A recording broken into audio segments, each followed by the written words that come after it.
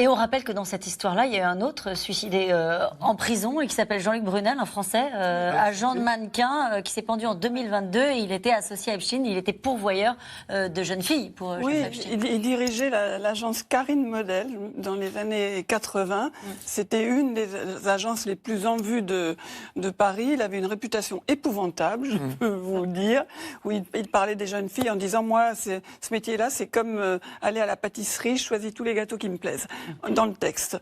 Et effectivement, il était associé avec Epstein, et quand vraiment les choses se sont gâtées pour Brunel en France, qu'il a été accusé de viol, il est parti aux États-Unis, il a créé une agence de mannequins, une agence de jeunes filles, disons, avec l'aide d'Epstein. Et effectivement, Brunel a été arrêté en 2019-2020 et il s'est pendu, lui aussi, dans sa cellule en 2022.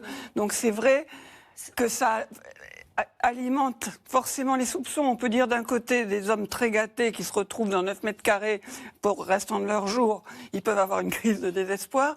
Et j'ajouterais une chose pas très agréable à entendre, mais que j'ai appris depuis. En fait, que ce soit strangulation ou pendaison, c'est pas propre.